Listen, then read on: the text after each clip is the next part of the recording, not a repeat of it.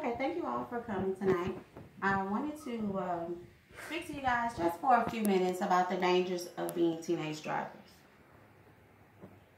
It's about 7:45, 7:30 now, and it's safe to say that 6 teenagers have already been killed as a result of motor vehicle accidents.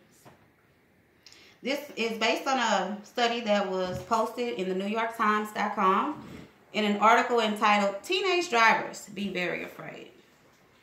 AAA posted this study, and one of the things that it mentions is that teens die more in car accidents than by suicide and cancer. But I believe an informed driver is a safe driver. Today I'm going to point out 3 dangers for teenage drivers that could have a severe impact on your life. The first danger is one that you probably wouldn't expect, and that's your brain.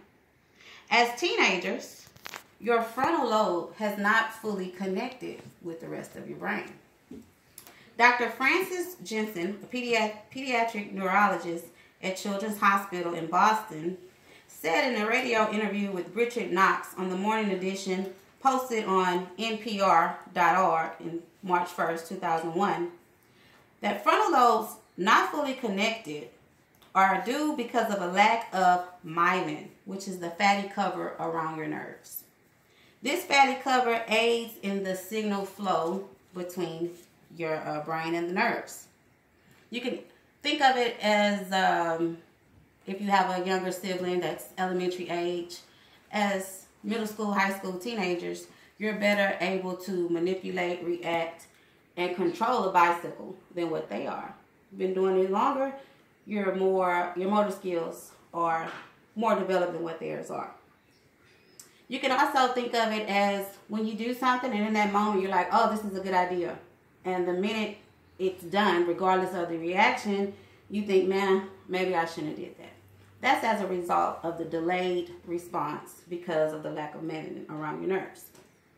The next thing I want to inform you guys of is being a distracted driver. Now, that's something that gets a little bit more attention, but distracted driving is more than just texting or talking or fiddling with the radio.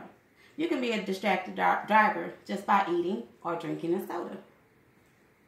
One of the main causes of accidents for teenagers, actually 60% according to a study that was done by AAA, Foundation for Traffic Safety. They studied teenagers ages 16 through 19 over a 6-year period.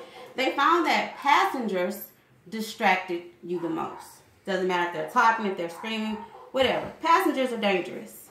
So you want to try to have as few people in your vehicle as you possibly can. And finally, I want to address speeding. Now, speeding also is probably a popular one amongst teenagers because it's exciting. It's cool to speed.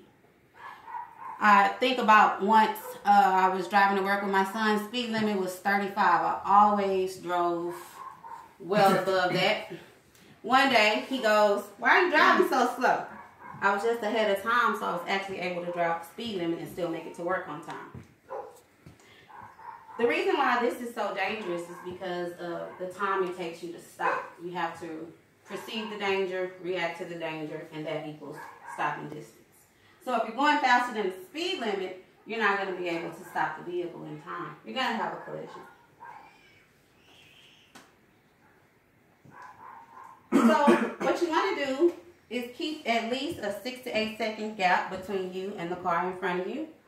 You want to always scan your mirrors and your surroundings every 6 to 8 seconds. That way you can recognize hazards earlier and be able to have enough time to respond and react. I really appreciate you guys coming by and listening to me. And I would love to one day enjoy safe driving. Yes.